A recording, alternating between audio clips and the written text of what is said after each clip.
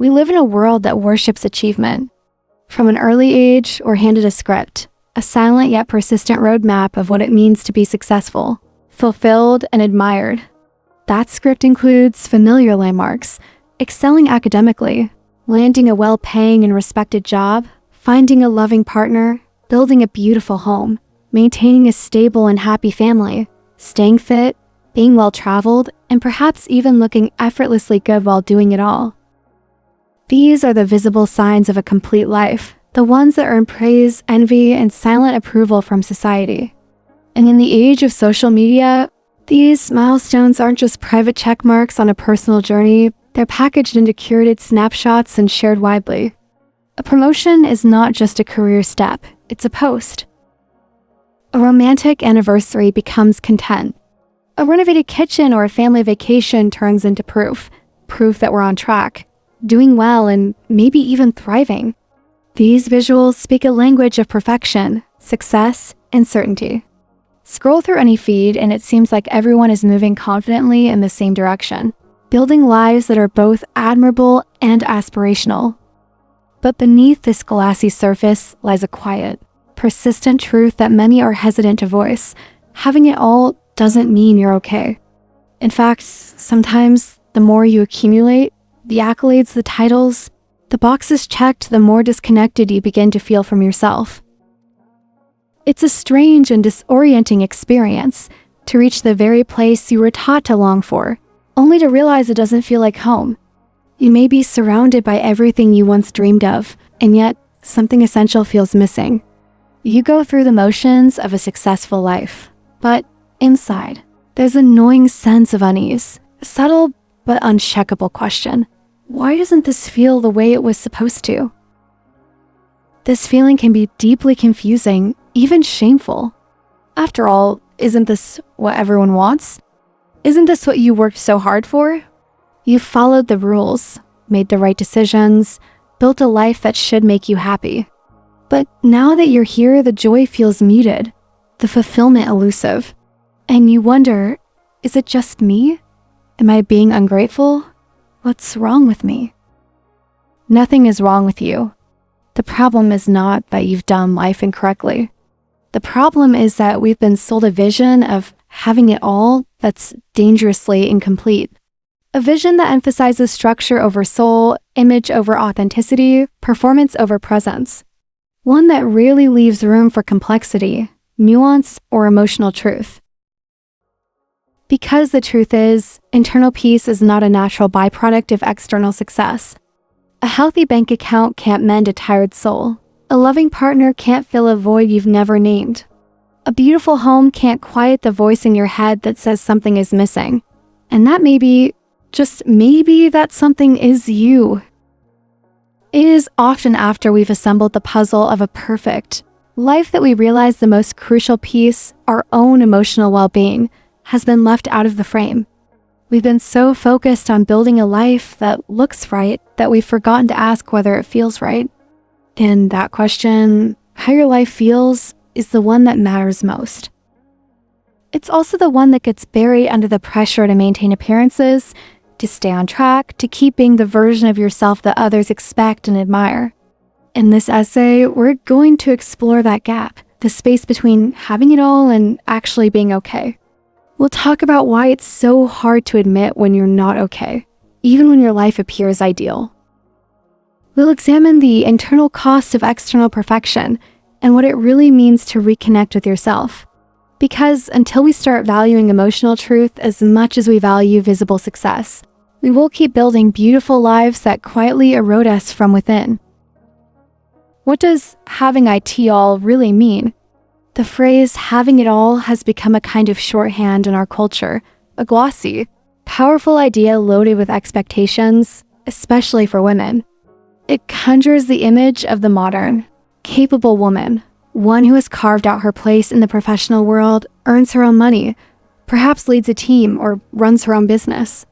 She's self-sufficient and ambitious, yet somehow effortlessly nurturing. She keeps a tidy home, cultivates a long-term relationship, or raises children, shows up for her friends, answers texts, plans weekends, remembers birthdays. She finds time to exercise, eat clean, meditate, journal, and maintain glowing skin. She's emotionally present, stylish but not vain, independent but not intimidating, assertive but not aggressive. In short, she's doing everything, and she's doing it well. This image has become the silent gold standard, the watermark against which many women subconsciously measure themselves. It is rarely questioned because it's everywhere, in advertising, media, wellness culture, workplace slogans, and especially on social media.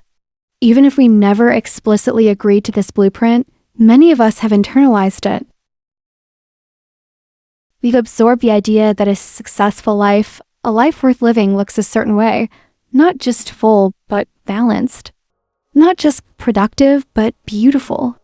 Not just functional, but fulfilling to everyone else. But at what cost? This begs an uncomfortable but necessary question. Is this polished, expansive version of success truly what you want?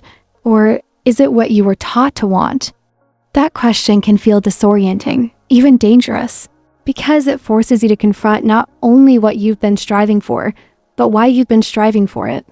It opens up a deeper inquiry into whether your desires are truly yours, born of your values, your truth, your lived experience, or whether they are the echoes of other people's expectations, family, culture, media, peers. And once you begin to pull on that thread, it unravels much more than you might expect. You may start to notice that much of what you chase feels oddly performative, like you're acting out a role rather than living a life. You may realize that your days are filled with tasks and obligations that exhaust you, not because they're inherently wrong, but because they were never genuinely right for you. You may even discover that the life you've built, though admirable, beautiful, even enviable, doesn't actually reflect your inner world. That somewhere along the way, the pursuit of everything has left you with very little that feels deeply aligned or emotionally sustainable. This is the subtle trap of modern womanhood, the conflation of freedom with pressure, of choice with obligation. We're told we can do anything, which silently becomes the expectation that we must do everything, and not just do it, but do it gracefully, without complaint, without rest, without ever admitting that it's too much. And for many women, the idea of having it all doesn't feel empowering anymore. It feels like a quiet prison, one built not of bars, but of impossible standards, of invisible labor, of silent guilt, of relentless comparison. Even more insidious is how deeply these ideals can burrow into your sense of identity. The pressure to embody this ideal doesn't always come from outside, it often comes from within. You begin to believe that your worth is tied to your ability to manage it all, that being tired is a sign of failure, that asking for help is a weakness, that rest is laziness, that dissatisfaction is ingratitude. And so you keep going. You keep achieving. You keep showing up, smiling, crossing things off your list, even when it doesn't feel like you anymore. But here's the truth. Living a life that looks right is not the same as living a life that feels right. There is a fundamental difference between success and satisfaction, between performance and presence, between being impressive and being whole.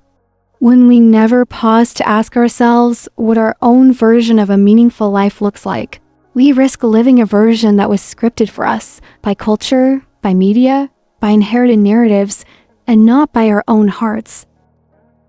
And that is why the question, is this truly what I want? Is not just important, it is vital. It is the beginning of coming home to yourself, because the life that you're meant to live may not be the one you've been taught to pursue. And until you give yourself permission to let go of someone else's idea of all, you may never discover what enough looks like for you.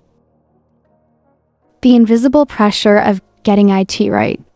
No one really prepares you for the paradox of reaching every major milestone and still feeling empty. We're handed a checklist early in life, sometimes explicitly, often implicitly, that lays out what a good life is supposed to look like. Do well in school. go to university, find a stable career, fall in love, get married, buy a home, have children, build a life, achieve, provide, contribute. And when you manage to tick every box, when you've collected all the proof that you're doing everything right, you expect to feel a deep sense of peace, of fulfillment, of having finally arrived. But sometimes what greets you instead is an unexpected hollowness, a strange, weightless ache that you can't quite explain. The world may look at your life and see something solid, admirable, enviable, but inside there's a quiet vacancy. A sense that something essential is missing, even if you can't articulate what. This is the dissonance no one warns you about. The subtle grief of waking up and realizing that the life you built, the one you worked so hard for, doesn't feel like it truly belongs to you. Not because anything is overtly wrong, but because somewhere along the way, you stopped asking yourself what you needed to feel alive. Discontent, after all, rarely announces itself loudly. It doesn't always erupt in crisis or collapse. Often, it whispers. It arrives softly in the quiet moments. It seeps into your mornings as a tiredness that coffee can't fix. It lingers in your evenings as a kind of muted sadness that has no clear source. It disguises itself as irritability, detachment, distraction, emotions that seem minor but carry the weight of something deeper. You find yourself scrolling mindlessly, craving escape, but unsure what exactly you're trying to run from. You hear the question echo in your own mind, unbidden and unwelcome. Is this really it? Is this all there is? And that question is not a sign of ingratitude. It's not a betrayal of the life you've worked for. It's not a flaw. It's an alarm bell from your inner world, your intuition calling you back to yourself. Because checking the boxes is not the same as living in alignment. You can have every marker of success and still feel lost if you're not living in a way that honors your truth. There's a kind of emotional starvation that happens when we are constantly nourishing the surface of our lives, maintaining appearances, responsibilities, routines, but starving the deeper parts of ourselves that long for meaning, creativity, intimacy, rest, freedom. And that starvation doesn't look like collapse. It looks like high-functioning despair. It looks like you are going through the motions, showing up, doing your job, being there for everyone, and slowly fading from your own life. And if you're feeling that way, hollow, restless, unfulfilled, despite having it all, you're not alone. You're not broken. You're simply waking up to a deeper truth, that a life worth living is not built by ticking boxes, but by asking better questions. Questions like, what do I actually need? What nourishes me? What drains me? What have I outgrown? What kind of life feels honest, even if it looks less impressive from the outside? Sometimes the most radical act of self-trust is allowing yourself to admit that the life you once wanted no longer fits the person you're becoming. And that's not failure, that's evolution. When external success outweighs inner truth. We live in a time where productivity has become a moral value and appearance often takes precedence over authenticity. Modern culture doesn't just encourage achievement, it reverses it. We are celebrated for being efficient, capable, tireless, for staying on top of our responsibilities, hitting every deadline, keeping it all together. We're applauded for looking polished, for being high-functioning, for balancing everything with a smile, even when inside we're barely holding on. From a young age, we're taught that our worth is tied to what we can do, how much we can produce, and how well we can perform under pressure. We internalize the idea that to be valuable, we must be visible, and that visibility must come with success, competence, and emotional stability.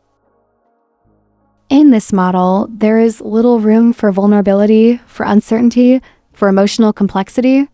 There's little space to be raw, messy, or in need.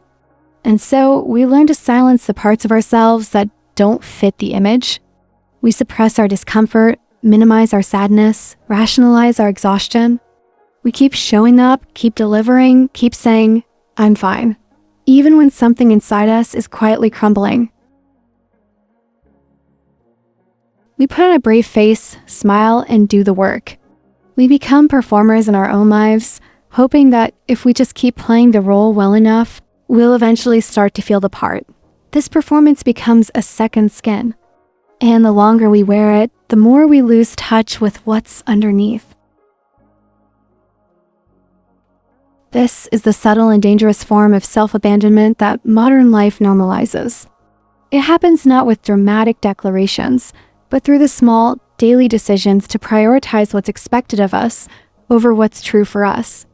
It's the quiet compromise of skipping rest because it feels unproductive. The unspoken pressure to respond to every message, every demand, even when you're running on empty. The hesitancy to admit you're struggling because struggle doesn't align with the image you've worked so hard to maintain.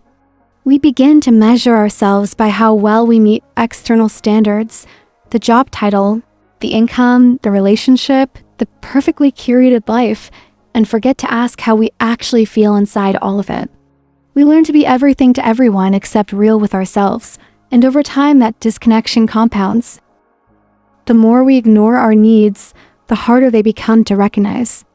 The more we silence our desires, the more foreign they start to feel. What once felt like ambition morphs into anxiety. What once looked like success begins to feel like suffocation. In a world that rewards the image of having it all together, we're often punished, socially or silently, for expressing anything that doesn't fit the narrative. Tired? Push through. Sad? Smile more. Confused? Get it together. There's a pressure to shrink our emotional lives into something more manageable, more palatable, more acceptable. Do not be too much. Do not ask for more. Do not break the illusion. But that illusion comes at a cost. Because when we consistently prioritize expectations over honesty, we disconnect from ourselves. And the more we betray our truth to maintain an image, the lonelier and more hollow we begin to feel inside our own lives. What's tragic is that this form of self-abandonment is often invisible. You can be loved, admired, even envied, and still feel unseen. Because no one knows the parts of you that you've buried to keep up the act. No one hears the thoughts you silence, the needs you postpone, the feelings you edit out of your story. Reclaiming your life starts with acknowledging this quiet erosion of self. It starts with asking the hard questions. Where have I been performing instead of living? What parts of me have I pushed aside to meet others' expectations? What truths have I been avoiding because they might disrupt the version of me that everyone else is comfortable with? These questions aren't easy. They can stir discomfort, even grief. But they're necessary if you want to move from merely copying to truly living. Because at the end of the day, no amount of external validation can compensate for the emptiness that comes from being disconnected from your own truth. You are not a brand. You are not a resume. You are not an image. You are a human being with complex emotions, evolving needs, and an inner world that deserves attention and care. And no matter how much modern culture glorifies the hustle, the polish, the performance, your real self is not a problem to be fixed. It's a voice to be heard. The quiet signs that you're not okay. You smile and function, but inside, you're running on empty ... You succeeded at everything you set out to do, yet feel little joy. You are surrounded by people, but feel profoundly alone. You appear to have built a beautiful life, but something feels fundamentally misaligned. Not being visibly broken doesn't mean you're okay. Sometimes the emptiness wears a mask of composure. And the more perfect things appear, the harder it is to admit, even to yourself, that you are not fine. Why it's so hard to admit that you're not okay. 1. Cultural expectations. From a young age, we're taught that having goals, achieving success, and creating stability is the correct path. Once you've committed to this path, the idea of questioning it or wanting something different can feel like betrayal of your family, your culture, or the sacrifices you made. So even if something feels wrong, you keep going. Fear of judgment. There's a deep shame in feeling unhappy when, on paper, you have everything. You worry that others will see you as ungrateful or dramatic. This fear silences many, keeping them trapped behind a facade of competence and positivity. Survival mode. Sometimes you pretend to be okay simply to survive. Life moves quickly and demands a lot. You might not have the space or time to fall apart. So you push through day after day, storing your exhaustion and confusion in a hidden corner of your soul. But what happens when that corner gets full? Being okay as a role you play. Many women are playing the role of being okay every single day. They perform competence. They perform calmly. They perform the version of themselves that is expected at work, at home, in public. But in private, they no longer recognize the person in the mirror. This isn't a weakness. This is reality. And reality, when faced with honesty, can be the beginning of healing. Redefining what okay means. Being okay doesn't mean your life looks good to other people. Being okay means you feel good in your own skin. It means you don't have to fake a smile or silence your truth. It means you can breathe, sleep well, laugh without forcing it, and stop constantly trying to prove your worth. No one else can define what okay looks like for you.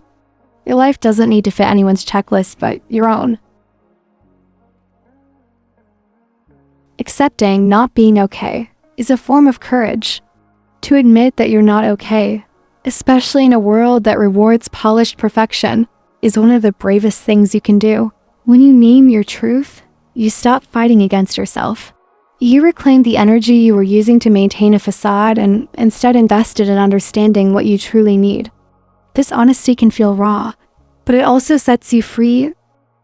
Peace isn't something you achieve. It's something you allow. Peace doesn't come from having everything.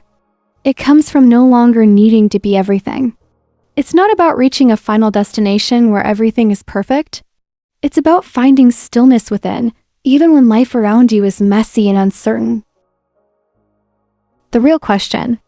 At the end of the day, the most important question isn't, what have you achieved? But rather, are you connected to yourself?